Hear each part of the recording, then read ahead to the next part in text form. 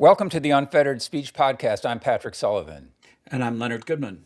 Leonard, good to see you today. Nice to see you. I'm excited about our guest, who's Yeah, I mean, my favorite Twitter person that your sort of favorite helps me internet through that influencer. that medium that I just can't understand. Yeah, So I'm excited to talk to Mel.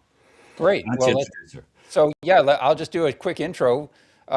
Melissa Witte is a internet influencer, X personality, you might say. She's known as Village Crazy Lady on X, and she's the host of with Janine Eunice, who's been a former guest of ours, on the Previously Prohibited podcast, which, Leonard, I think you also were a guest on their podcast. So we're really happy today to have Mel on with us. And Mel, thank you so much for joining us. Oh, thank you so much for having me. I'm so excited to be here. Yeah, it's great. And so, Mel, one of the things I wanted to ask you, I follow you on X, and I think I started following you because Glenn Greenwald suggested it. Um, and so you're always spot on so many things that you're talking about. But I wanted to step back for a minute because a lot of what you do is very specific, and I always sort of end up, saying like hell yeah to what you're saying. But if you were, I just wonder about your worldview and where you see everything right now, just not with respect to one issue. But if I were to, let's say if I were someone coming from 100 years in the future and I say, well, what are things like in 2026? What do you think is actually going on in the United States in 2026? What would be kind of the big picture, you know, narrative that you would tell this person about, your view about what is going on? Dumpster fire. That's uh, that's what's going on. That's what we have. We're a dumpster fire speeding on a high speed rail towards a giant cliff or wall. Take your pick. On account of the fact that we have a megalomaniac in the White House who is, he's wholly corrupt, way more than he's ever been accused of being. And he's also apparently indebted in some way, shape, or form to a foreign country because he's willing to do whatever it is they tell him to do. He's probably senile. If he's not fully senile yet, he's definitely on his way. And we have a Congress that is so just unbelievably corrupt that and dysfunctional, constipated in every way, shape, and form. The only thing that they can seem to get out is, once again, legislation that serves the interests of the foreign lobby that also controls the president. So it's depressing is what it is, I think, for most people. I don't know if anybody saw today where Donald Trump came out and he was asked about if he was concerned about Americans' financial struggles resulting from the impacts of the war. And he said, no, I don't care about Americans struggling financially. I only care about Iran not getting a nuclear weapon. So, that's, what do you even say to that, right? America has the largest nuclear arsenal in the world. We are not, there is no threat to us. Even if Iran did get a nuclear weapon, which they have said for 30 years, they're not pursuing one, they're not getting one. Well, not only have they said it, but his own head of intelligence, right. Joe Kent, said that. Right. And others, not just Joe Kent. The entire organization said that Iran is not getting a weapon. I've heard people who are nuclear or pursuing it. It's not possible that Right. they could get a weapon given the materials that they have. So Yep. that's a great talking point, I guess. It's his last talking point, but no one says it's true. Right. Right. Well, it's, oh, go ahead. No, I was just going to say the other problem with that whole thing is that if we were so concerned about them not getting a nuclear weapon, why did he tear up the deal that everyone agrees was working and Iran was following, and we had inspectors in the country every day looking at their materials? So he tore that up, and then they killed the religious leader that had the fatwa that said under Islam, my interpretation of Islam is we don't pursue weapons like nuclear weapons. Yeah, it's so nonsensical. The White House actually posted they posted a graphic from the Foundation for the Defense of Democracies, which is literally just an Israeli cutout in DC. every single, just the worst neocons on the planet, they all do their time there.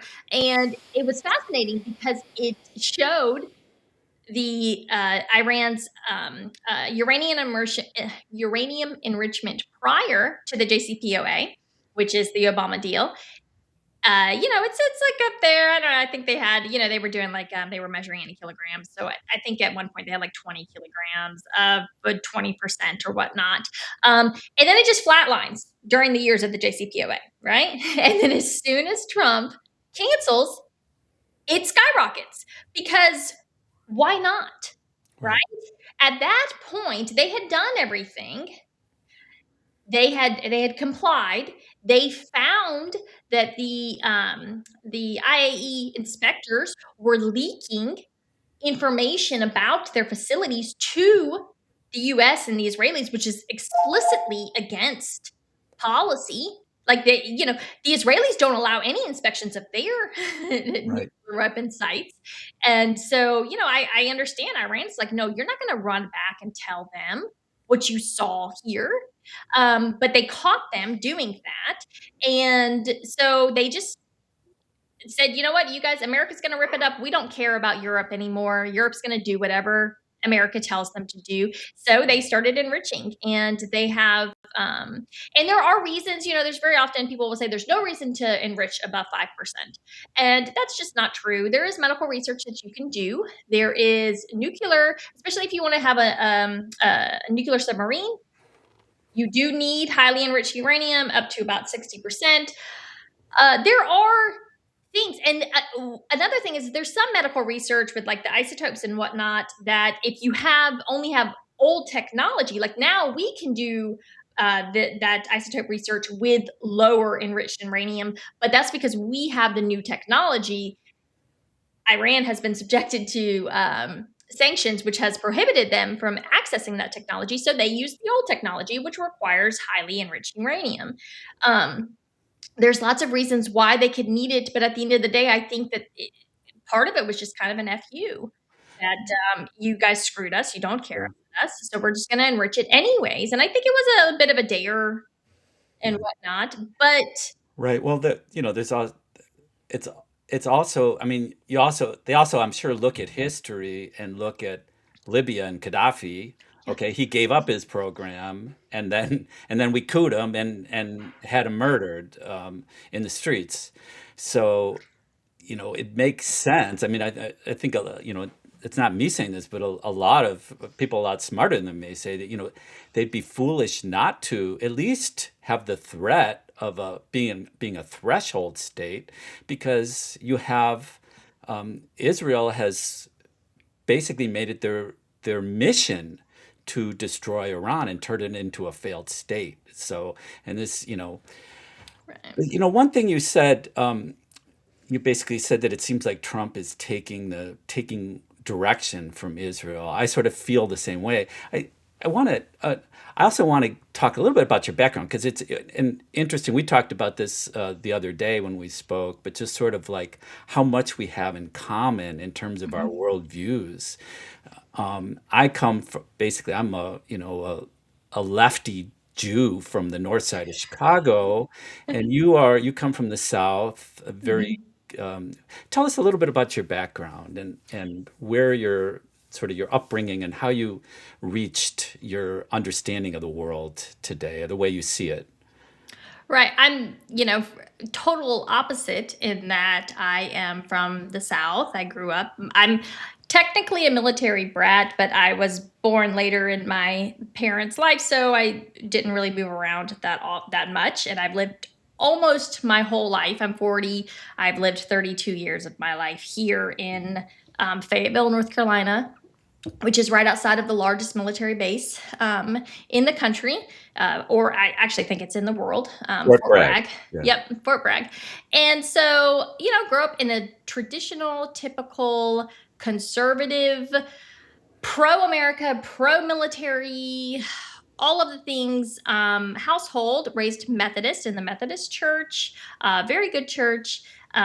And I had never heard about any of this dispensationalist stuff. It wasn't actually until it's funny, I started hearing about this stuff after in 2023. I know that it became more intense in the mid 2000s, but I never heard of it really, like the whole, you have to bless Israel to be blessed. I had never heard any of that stuff until until after October 7th.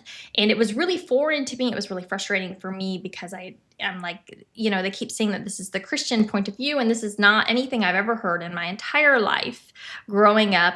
Turns out it's because the Methodist Church does not subscribe to premillennial dispensationalism. So of course I wouldn't have heard any of that. Regardless, I was married to a Green Beret. And so I've been a military wife. I've been through the deployments. I know what that does to people. I know how hard that is on American families. So I always approach this anti-war viewpoint mostly from an America First viewpoint, that this is actually bad for our people, right? But of course, that's as bad as it is for our people. It's nothing compared to what it does to the people overseas, the people that we're bombing, right? That is. So I've always advocated until October 7th happened, and then October 12th comes around, and that was when the Israeli government posted that they had dropped 6,000 bombs in the first 5 days of the war. And something in me snapped that day, and I've never been the same since, because I knew that was more bombs than we had dropped in Afghanistan in almost any year in the whole country on this tiny strip of land. Right. And so I had gone, I was I don't want to say anti-Israel, because I wasn't like, quote, I was certainly not like I am now. Of course, the other part of that is who's supplying those bombs, right? Right. We are. U.S. taxpayers are paying for those. Yep. We are absolutely a part of this. We have our own culpability. But for me, I went from advocating, from this like, oh, we should just treat Israel as every other country, to I probably went off the deep end a little bit. I'm not gonna lie, I went a little crazy. I felt like I was just screaming into the void and nobody was listening. And I'm watching these videos of these babies every single day, and I'm a mom, and it tears my heart up really bad. I get very emotional when I see these children. And I think about their moms and what the moms are going through. And the men too, we've dehumanized Palestinian men to the point where we can't even talk about, one day. So I started praying for the Palestinians every day. But I was only praying for the women and children. And then one day my daughter stops me. It's like, we're doing these prayers together. And she's like, snaps at me. She goes, "How come you don't ever pray for the dads?" And I felt like, oh my gosh, I was, I'm all like, oh, I'm so in tuned to this, and I'm, Right. trying to be this good Christian, and I'm still buying into this propaganda that like, no, it's, the men could possibly be culpable or whatnot.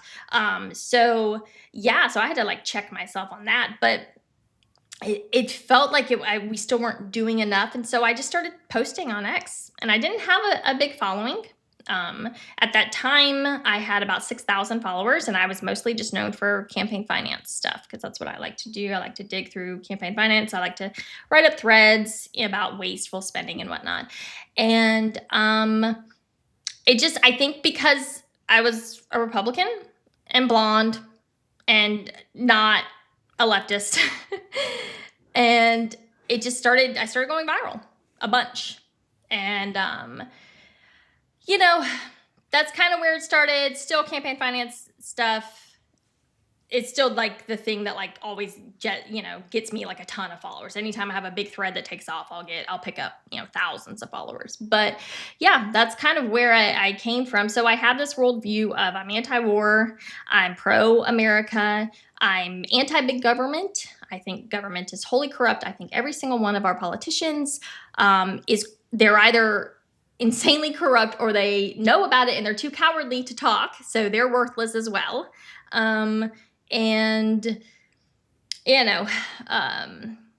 I don't know. I'm sorry. I'm talking a lot. No, no, no. I'm Well, rambling. Yeah. we need to get into, a bunch of things with you, but if we want to stick on campaign finance for a minute, if you've kind of delved into that, one of the questions I've always had about campaign finance, I'll give you a story. So I know a guy who's close to a governor of a state. Let's say I won't give him away, but the governor is a shoo-in, right? He's not going to not be reelected, and he had to. He was at a party. The host of the party needed to guarantee that the party was going to produce $100,000 or else come out of pocket for it to this governor. So the governor wanted $100,000 to show up, and he's amassing a war chest of millions, right, for a race that he's not going to lose. So you keep hearing these stories about, Yep. oh, it costs so much to run for office, and I think of even my local congresswoman who's gerrymandered in. She will never be unelected ever. It's a Democratic district. She's African American. There's an African American part of that district, so that's kind of her base. And beyond that, it's a lot of left-wing people who will vote for her just based on her identity and the fact she's a Democrat. Okay, so she doesn't need a lot of money. So I like the idea, and conversely, if I raised $10 million or $100 million or $1 billion, I would not unseat this woman. It's impossible, right? With this district. So it doesn't really, I'm not sure that's so true. And so I started asking my friend about, well, what's this governor going to do with all the money he's raising? He's got to be keeping it. He's got to be keeping it. And it's like, so otherwise, why would he be so insistent on getting it if he doesn't need it to win? So where does the money go for these people? They raise hundreds not hundreds of thousands, millions. Where does it go? Oh, that is like my favorite question to answer because you're 100% right. So first thing that people need to know is that almost all districts in this country are safe. There's only about 50 swing seats in the entire Congress. And swing is meaning that it's +5 or more. Or excuse me, +5 or less, Democrat or Republican, point-wise, swing-wise. So almost every seat in Congress is safe, right? So unless they have a primary challenger, they don't need any money. They're going to win. They're a shoo-in. And yet, since about 2016, really 2018 is the year that it just skyrockets, we have seen the fundraising numbers go absolutely through the roof. For example, AOC has raised in the last 7 years $79 million. She is in a D+23 seat. She's never had a serious primary challenger. She has spent over $50 million on Facebook advertisements, but it's not really Facebook advertisements that she spends it on. It's on consultants for digital advertising. So all of this money goes to consulting. Another good one is Tim Scott, who's a senator out of South Carolina. He is, of course, +50. In 2022, Tim Scott spent $38 million on his reelection. His Democrat challenger raised $170,000. $38 million he spent, and his Democrat challenger raised $170,000. Okay, so and again, with Tim Scott, it's actually very interesting because, this was actually the first time I ever had a viral thread. I found that he was dumping all of these millions of dollars into this LLC that had been registered the day before he wrote them a $1 million check for quote unquote digital consulting. They were registered in Delaware. LLC, totally anonymous. It does not have a brick and mortar. It does not have a website. No one knows who runs this to this day. No one knows who runs it. And he has paid them over $31 million since 2022, almost exclusively for consulting. It's about $29 million of the $31 million has gone towards consulting. Who knows where that money? I personally believe that they're just getting it back. It's just going into their accounts because Tim Scott doesn't have anything to show for it. But that's just consulting. Now, the consultants, so this is something you'll see a lot, especially on the Republican side. They're so corrupted, so it's maddening. Is that they'll pay the consultants for food, travel, hotel arrangements. So these guys are all flying private. Okay, they're all staying in 5-star hotels. They're eating at the very best restaurants. So the consultancy firm will pick that up and then they just reimburse them. Does that Right. make sense? So they're getting their Yeah. expenses paid. That's Let me, exactly how they're just getting it. a few Yep. side notes on what you're saying. One is I ran for school board in my town a few years ago now. I spent $300 and won.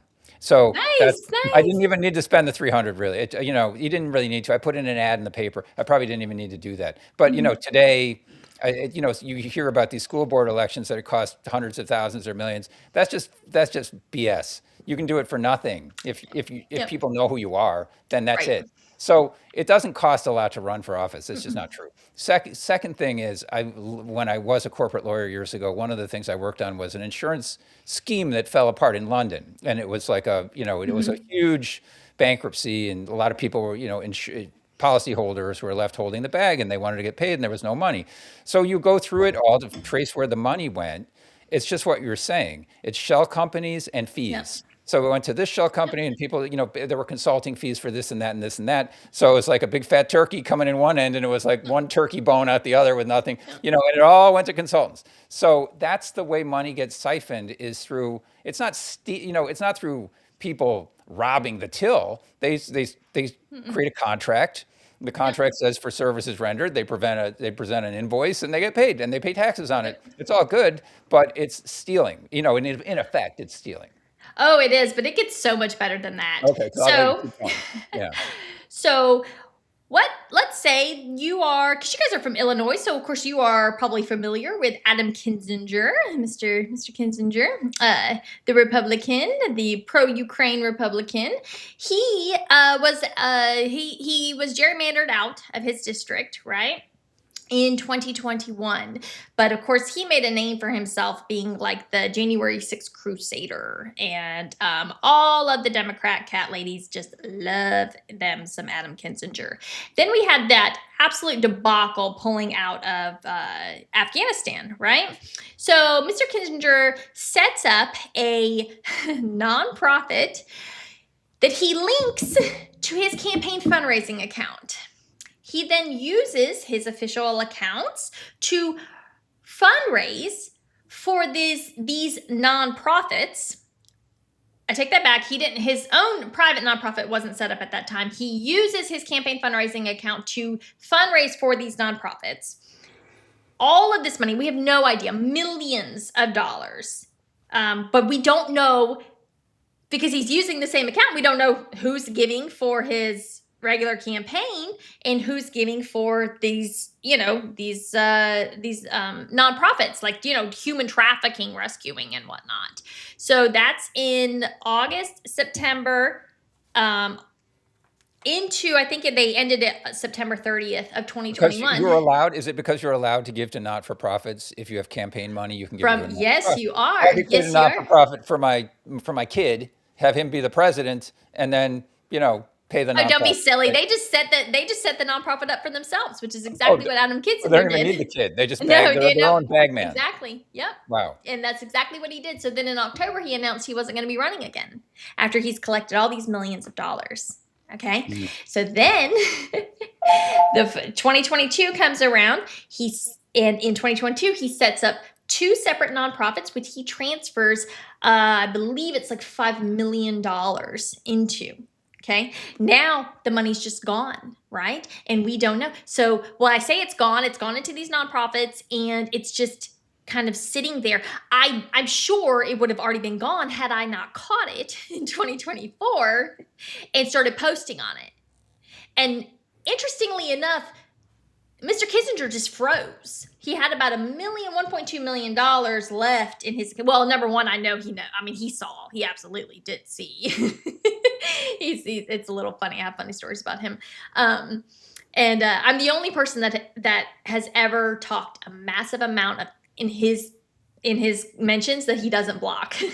Probably because he's afraid what I know about all of his stuff. And but no, so he transfers all of that into this nonprofit, like $5 million, and it's kind of just sitting there. And then what they'll do is that they'll appoint a member of their or former congressional staffer. Something similar right now is going on with again, Tim Scott, he is so corrupt, you guys. I can't even tell you how corrupt that man is. It is crazy. Okay. He started yet again his own, because y'all remember he ran for president last year, Tim Scott for America, and he had so much money, and he was backed by Larry Ellison. That was the big one. And Tim Scott sets up the Opportunity Matters Fund. Well, actually, he had two nonprofits. It's like Opportunity Matters Network and then Opportunity Matters Fund, something like that. Those two. And yeah, he transfers close to about 10 million into the two of those. And then he starts paying, again, shell consultancy firms millions of dollars in consultancy fees from these nonprofits. I say he, let me go ahead and, it's not him who's controlling that. It's This is the game. yeah, Jill Barclay, who is technically, yeah. Well, you And need a this, bagman, right? You need a bagman Yeah. in this scheme to be your front. Yeah. So what does Ellison think of this? So he gives them money, and $30 million go right back into Tim Scott's pocket. Does he go, well, that's what I was paying for, or is he like, wait a I'm minute? sure Larry Ellison got exactly what he paid for. I have no doubt about this was that. part of sort of the Never Trump money at that time. Am I correct? No, it's not really. even Never Trump money. wasn't? I Okay. think I don't know. I was a little surprised that Ellison backed Tim Scott. And the only thing, well, of course, so my theory actually was, I actually don't think, I know a lot of people are going to call me stupid, whatnot. I don't think the Zionists wanted Trump. I don't think that he gave them what they wanted the first time around. Clearly, he's willing to give them everything they want Right. this time around. But I don't think that initially they wanted Nikki They Haley. didn't trust him. They didn't Right. trust him. Yeah. They didn't trust him. They wanted Nikki Haley. And they wanted Nikki Haley, and they wanted her to pick Tim Scott. Okay. So they backed. So Miriam kept her powder dry, supposedly, on Nikki. But that was her girl. That was who she wanted. Miriam wanted Nikki Haley. Everybody agrees that she did. When it was clear Nikki Haley was not going to win, she's never going to win anything. Miriam buckled, and then that's when she had Trump. They met in March of 2024. Because I don't know if you guys know, but Trump, I was actually a DeSantis girl. It's very embarrassing to admit that now. But I was very anti-COVID, all the craziness, and he Right. was very sane Right. during COVID. So I was a DeSantis fangirl, I'm not going to lie. And then he turned out to be this psychotic neocon. And I was like, Well, Florida was the place to go during COVID. oh yeah, You know? yeah. He was sane. He was, I thought he was very concerned about kids in school. And that was a big thing for me, was because my daughter at the time she went to public schools. I'm a big believer in public schools, and I doing all the things, keeping my kid out, trying to, walk the walk as I'm talking the talk. And then Roy Moore, who is going to be the next congressman from the state of North Carolina, is just it's just so awful. But he left it up to the counties. I live in a blue county, and unfortunately, the kids were just locked out. So I really kind of looked to DeSantis for hope and guidance and whatnot. But then he turned out to be a total, a absolutely psychotic Zionist. It's weird. He's because he's Catholic, which I don't know, some Catholics can be really weird, but for the most part, Catholics really aren't bought into this, because the really hardcore Christians are premillennial dispensationalists, which is a unique form of evangelicalism. Well, Which Catholics aren't. So Catholics aren't that. I'm a Right. Catholic. I know they're not that. So they have a different. I mean, if you want to get into it, I'm not an expert, and I can't say it in a very articulate way. But for Catholics, they believe that when Christ came, that's the new covenant with people. And so Right. the only thing that the Old Testament is there for, more or less, and I'm paraphrasing at a very high level, is that when Christ came, he fulfilled the prophecies in the Old Testament. And so now it's all over. All that with the Jews being the chosen people is over. Now it's the whole world. It's not We're all about grafted so you onto the take tree. these little snippets, right? And so you take these little snippets from the Old Testament where it says something about it, the nation of Israel, it doesn't matter anymore because Christ has sort of closed the chapter there. That's what Catholics believe. So a lot of Protestants go back and they take this snippet or that snippet and they think everything has equal weight. And so they can be misled easily by,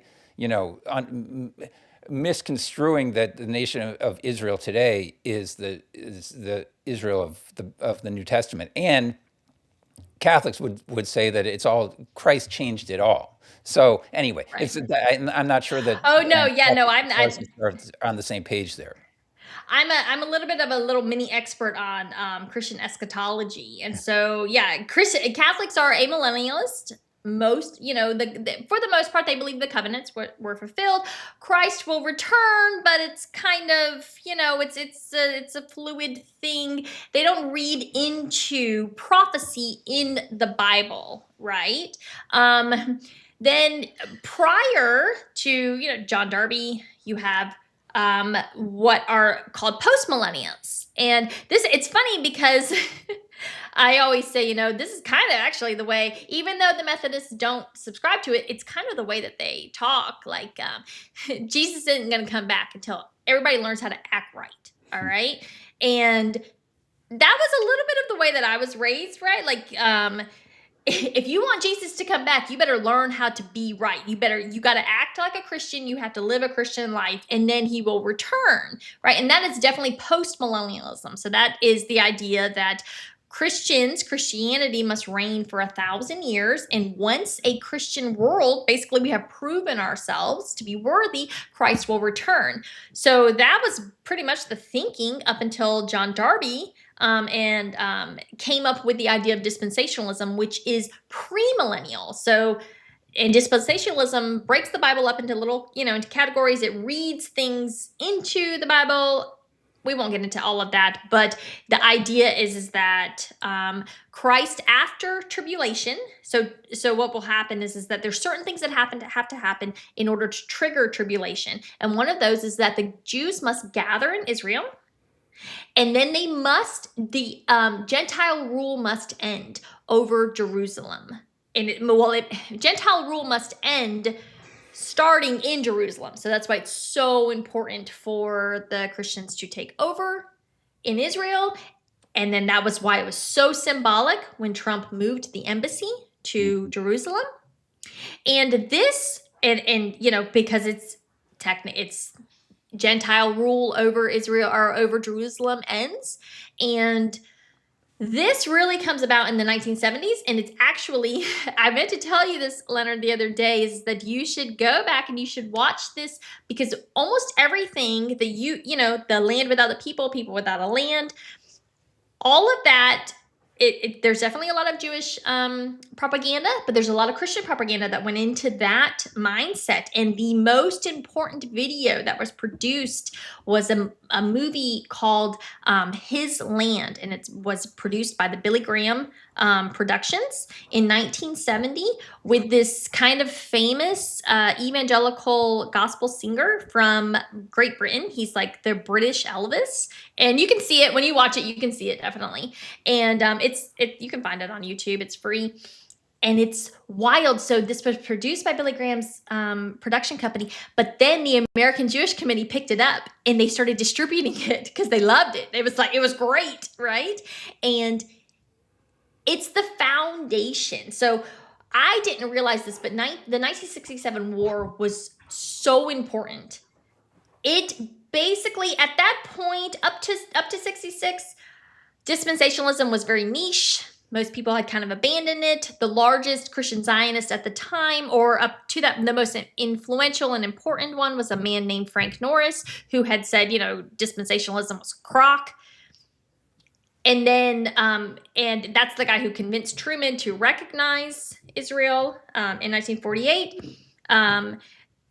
It's not that it's like one of those things that's just in the background. But then when the 67 war came and Israel took control of Jerusalem, even if it was quote unquote unofficial, it's like everyone just lit up in the Christian world. Holy crap, this is prophecy. It's really happening, right? And so everyone gets bought into it. And then this movie from Billy Graham Productions gets put out in 1970, and it is this massive hit, and it gets distributed into high schools across the country, which was just so crazy to me when I watched it. I'm like, I can't imagine this getting played in a public high school. Huh. I'll have to But it check that did. out. So It did. Yeah. it sounds like, correct me if I'm wrong, but it sounds like all of this theology is something that you sort of came to understand after October 7th. Yes. Is that, yeah, because, it's interesting. I mean, just talking about how much we have in common, because I come at it from, Jews are sort of Zionist by default, because as you just said, we're sort of taught these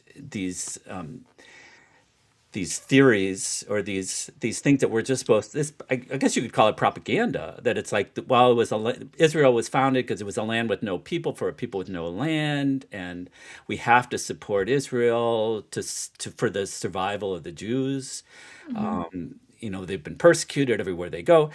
And I've had to sort of rethink a lot of these things. So it's like you and I are sort of the same. Like October 7th caused me, when I saw what was happening in Gaza, and I had always been, sympathetic to the Palestinians. I've been to the West Bank, and I was always sort of believed in a two-state solution. But now we have to question, because Netanyahu comes out and says it. No, we're fighting. We never wanted it. We're preventing a two-state solution. We don't want to live side by side with the Arabs. We want to steal their land, and we need a greater Israel. And we need, anyone that's not down with the game, we need to overthrow them or turn them into a failed state.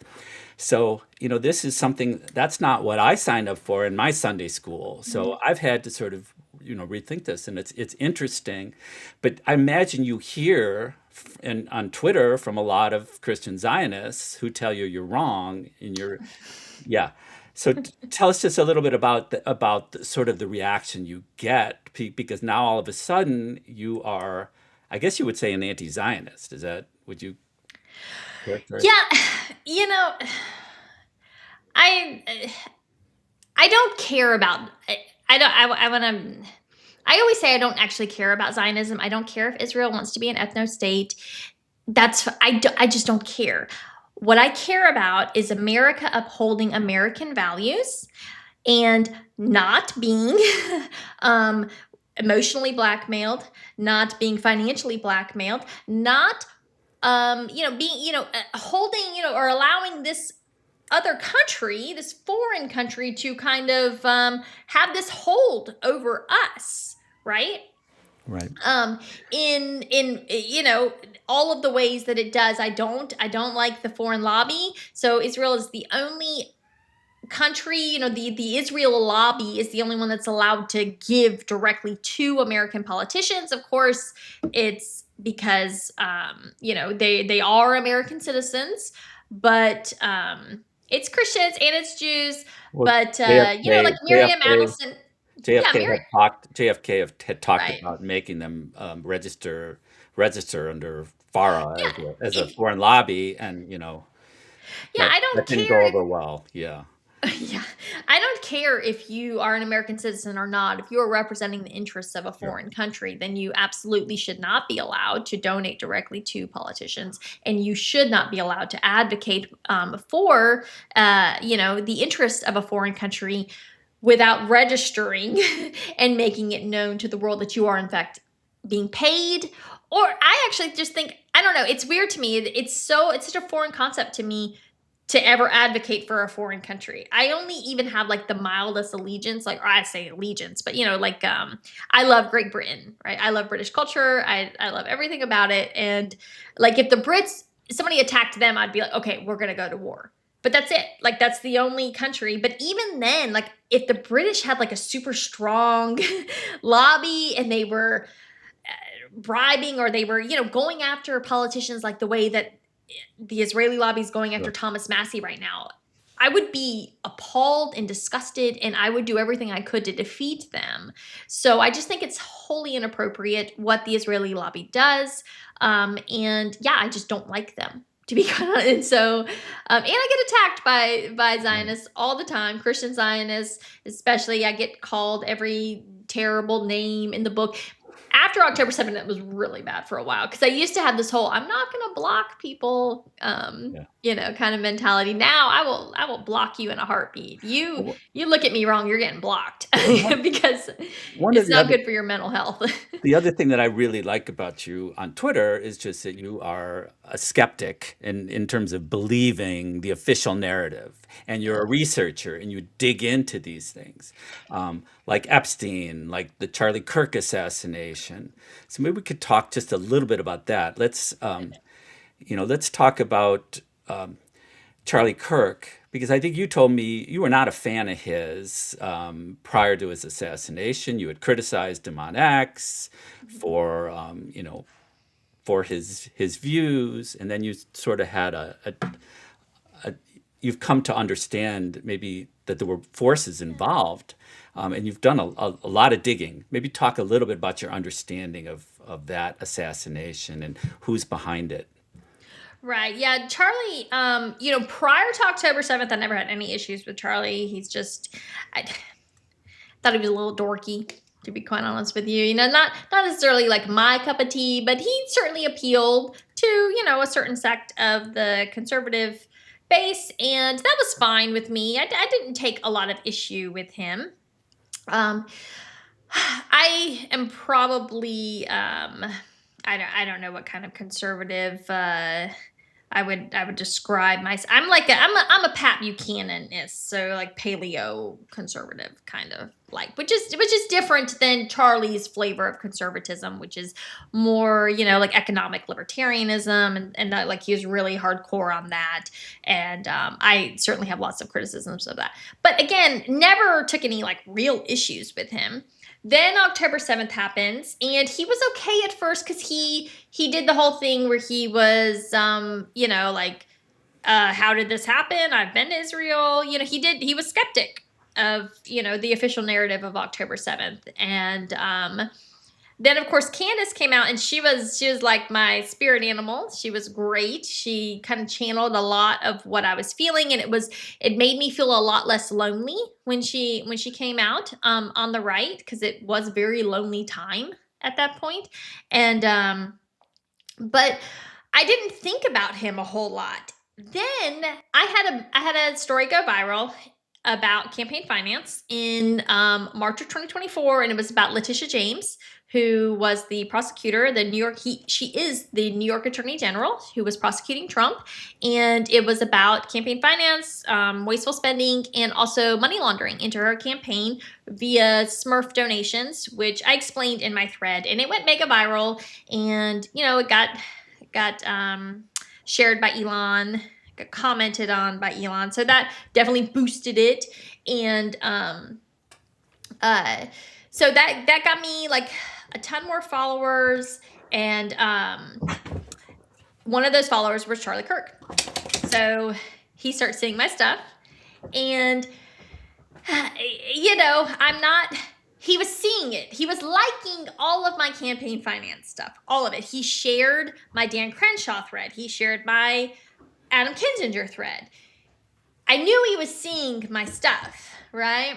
Then, but still, I mostly focused on Palestine. And as we got, we won the election. Obviously, Butler happened. All of this stuff happens. Then we get into the early spring of 2025, and this is the first time when Israel had blocked or Israeli settlers blocked Christians from entering into the holy sites on Holy Week.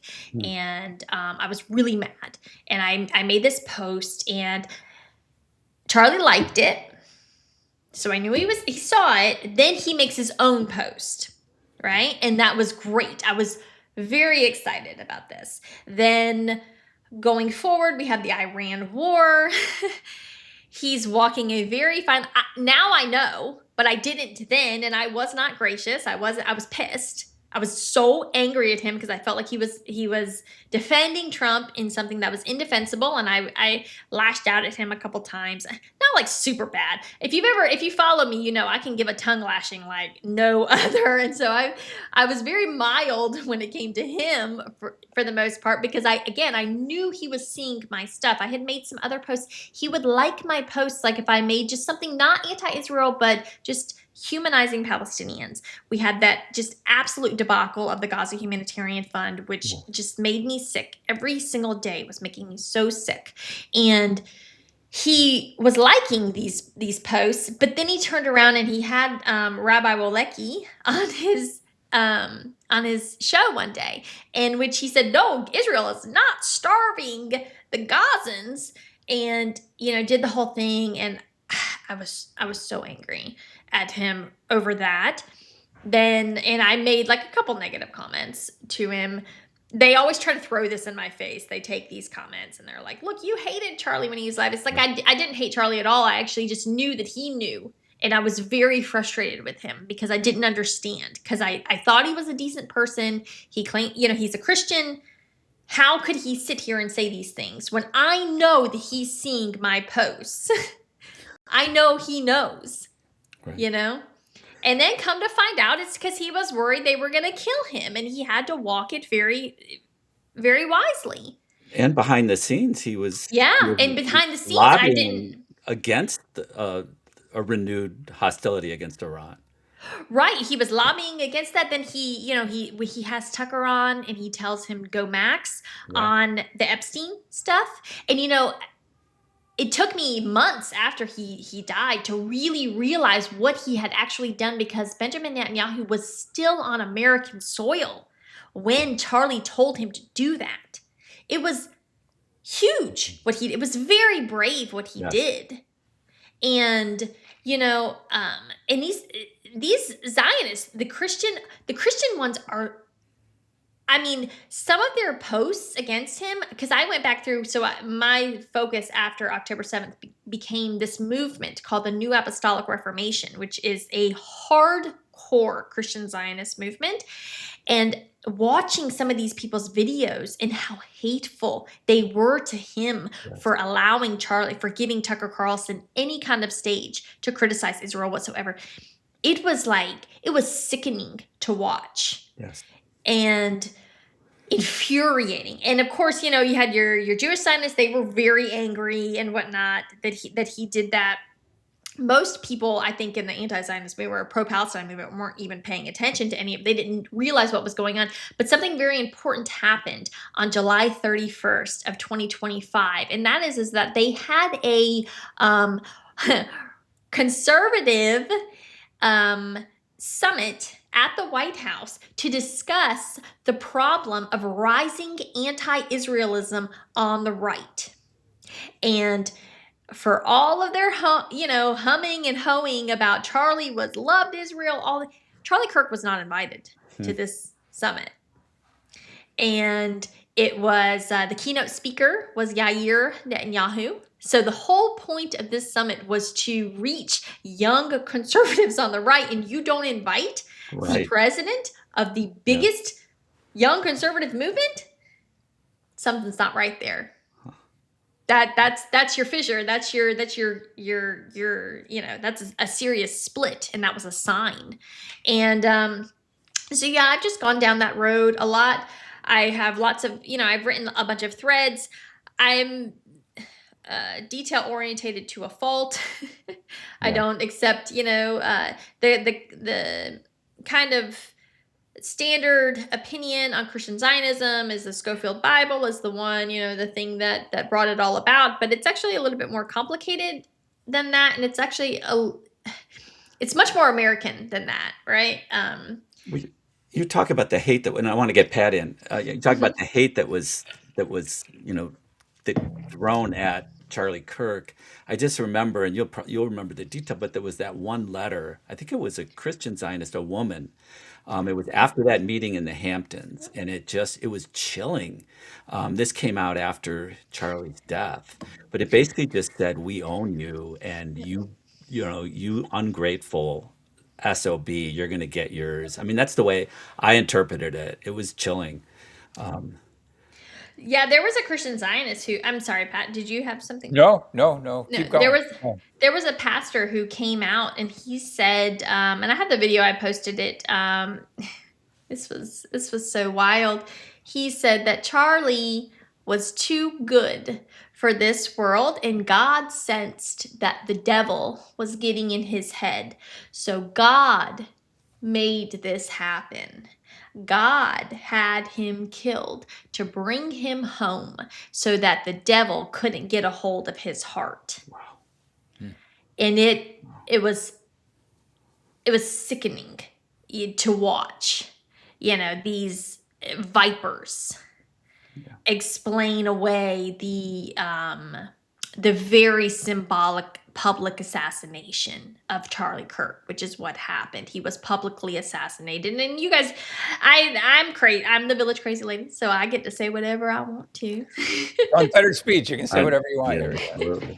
Yeah, and so have said from the get-go that this was a state-sanctioned assassination. I don't know who carried it out, and I can't prove it, but what I do know, I know in my gut, and I know the very second that I saw those videos, that it was not the 23-year-old furry from Washington County, Utah, who woke up one day with no history of violence or mental illness and just decided he was going to go kill, Charlie Kirk with a single shot to the neck from the Low C Student Center, a building he had never seen in his life because he had never been to UVU in his life until the morning that he drove for 4 hours to get to the campus. Nope, don't buy it. Sorry. This was clearly some sort, there's a billion things that I can point to. And yes, but as Leonard and I have talked about, cops just lie. The feds lie. The prosecutors lie. And, very often it's not even because they were part of some crazy plot. It's because this is what they've been given, and they just want their case. They don't actually care. They just want to win. Yeah. The justice is actually not even the goal. It's literally just win. Right. That's my experience too, that they just want to win. So we only have a few minutes left, Mel. And the one thing that Leonard and I were talking about earlier was, you come kind of from the right. And Marjorie Taylor Greene has been kind of working on a coalition, you might say. And I just wondered, and it seems like a lot of what you say and a lot of what other people out there are saying, whether they're coming from the left or the right, if they're honest, they have more in common than not, right? And so how would you think that let's just, if make it up that there's a left-right party, what kind of policies do you think it advocates for? Healthcare? Would healthcare be national healthcare? Is that something that right-wing people could abide? So I think that's always like the big one, right? Because Well, abortion too. I mean, there's that. So I have never met a leftist who was like, yeah, we definitely should do like partial birth abortions, like that. We got to have those all the time. I've never met one. I always say I'm cautiously pro-choice. I have voted for some hardcore pro-lifers. So abortion's never like been my thing that, so I don't like to speak because I have gotten into it definitely with some pro-lifers that they have frustrated me very much sometimes. Even though I understand where they're coming from, but I do think abortion is like one of those things that they love to play up. That it divides people. It divides. Right, it's very divisive, and we could. You've got horror stories on both sides. Everybody's got their own horror story on abortion, and when it's taken to the max, right? So I think that we absolutely could find some common ground there. And that's definitely, I think the division is, I would say about 70 to 80% artificial. But national healthcare is one of those things. For me, it's hard because I look and I'm like, well, this government is so corrupt. I would never give them power over anything. I want them to go away. I literally don't even want the federal government to exist at this point. I hate them so much. So, what I want is obviously more competition. I want something that I want trust busting. So I'm a conist. I love Lena Khan. I thought she did a great job. I really love that. I feel like competition is the way. So I think that there's probably something that we could talk about. But at the same time, obviously, I want people to be able to afford healthcare. I want them to have access to healthcare. I want them to be healthy. I don't want people dying on the streets, right? So again, these are things that I feel like we can work out and we can have sensible solutions to them if people are not incentivized to divide. And Well, we've got to let you go. yes, But I I think know. I'm so I sorry. think Actually, what we you're have a few more saying. minutes, Leonard. We're okay for a few minutes. Oh, So okay. yeah. So yeah, I mean, I think what you're saying is I think we have more in common, and we can argue about healthcare. I think we all agree. People, we want it. We want our neighbors to get healthcare because if they're sick, they should be able to go to a doctor without bankrupting their entire family, which is the system we have now. So I think we all agree that system isn't working. But we're against spending most of our resources for war. I think we unite on that. We come from totally different backgrounds, And I guess the one other thing I would just maybe have you comment on, and then we got to let you go. But AOC recently, I think this was yesterday, or the day before, she made this comment that it's like, well, we can't work with people like Marjorie Taylor Greene because even though we can't work with her to try to stop the killing in Gaza. Because she made hurtful comments early in her term that were, about Islam or Judaism. I'm not even sure. I don't know what comments she made, but it's just, I sort of agree with Patrick. It's like we work with anyone to do good.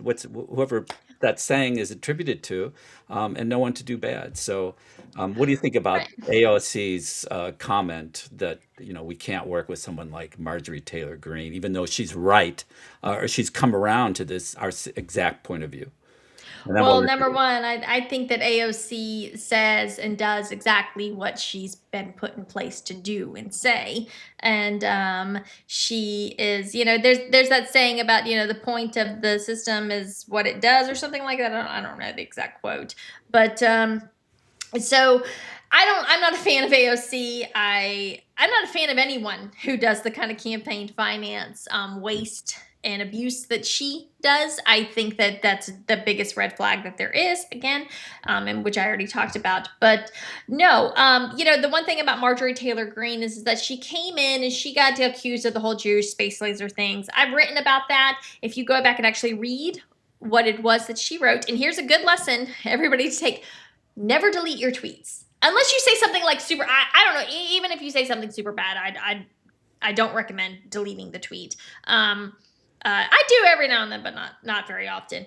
But she never said anything about Jewish spacer lasers, but she got bullied into deleting it, and then after that, it was able to kind of take on a life of its own. And so she was really kind of tagged as this racist kind of hick. She's, blonde woman from Georgia. It was a stereotype that they really played up on her. And she didn't do herself any favors with some of her retweets and whatnot. That said, she took the full brunt of Trump's Yes, wrath. she did. Multiple times. She was the only member of Congress that I know of that has ever been willing to retweet Gaza notifications.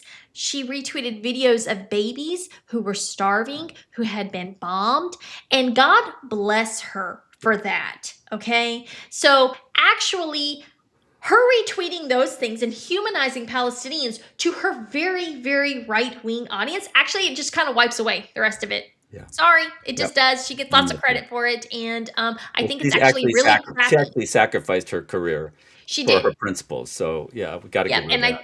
Yeah. I think it's really crappy that AOC, like, she's just jealous. She's really Well, they just jealous thrive that on division, as AOC. you said, as you Yep. kind of alluded to. Everyone, this current system thrives on division and calling out those sorts of things. I mean, that's a classic tactic, right? To find something that maybe was taken out of context, maybe they never said.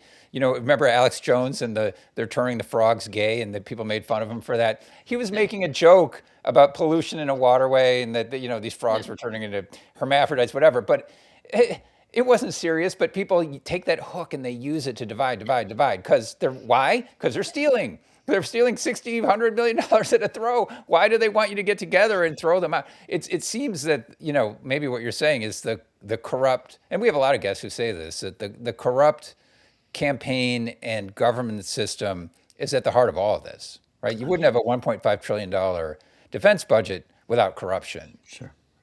Yeah, it's and so as a conservative, I of course approach it from federal government's just too big. It's just too big. If it were smaller, I'm a firm believer the most important government in your life should be your local government. You should be able to walk in and stand face to face with the most important politician in your life, I like right? that. And that's not what we have now. We have the federal government controls everything, and at and this is something that, liberals struggle with, and I get it to a certain extent, but anytime anybody's rights are challenged or whatnot, anywhere, we've got to create a Supreme Court case. It's got to go up, and then we get a blanket kind of mandate across the country. And sometimes it's good. I'm not going to lie. Sometimes it is good, but it just grows the power of the federal government to the point where now we have this behemoth that is accountable to no one. And Well, I think we should end it on that, because I think all three of us are totally in agreement. I mean, right, because we elect people, we send them to Washington, we never hear from them again, except for fundraising when they come Of back down course, for your yeah. money. And they always turn into John McCain, no matter who you vote Yeah. for. So They Exactly. all become pro-war. Yeah. They've got their finger in the pie. So, Yeah.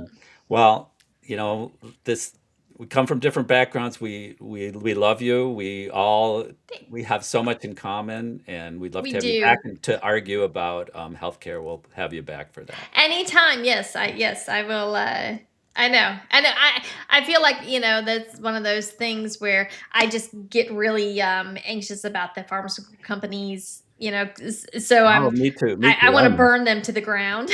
I know. think they're so corrupt. But yes, no, thank We'll you so talk much about for it. having me. And That was anytime, great, Mel. I'll come Yeah, back. thanks a lot. Really appreciate it. Thanks. Thank Oh, and you. where can people support you? Please tell us. You come follow me, Village Crazy Lady. I do curse on my thing, sometimes a little too Right. much. My mother gets very upset with me. She reads all my tweets, and she's like, "What? You could edit it, okay?" And so, but yeah, and then you can follow us on. I will be back with Janine Younes. We will hopefully be back on Friday. She's had a little bit of a work thing. She's been extremely busy, but doing Right. wonderful work. And so we will be back, and we go live on Sunday nights. Okay. And that's on Well, Previously Prohibited. So it's Previously Village Crazy Prohibited, Lady and it's on- Previously yep. Prohibited. Yep. And don't forget to like and subscribe this podcast. Yeah. Yes. All right. Well, So- thanks. Thanks, Mel. We'll talk to you soon. Thank you. All Bye, right. guys. Bye.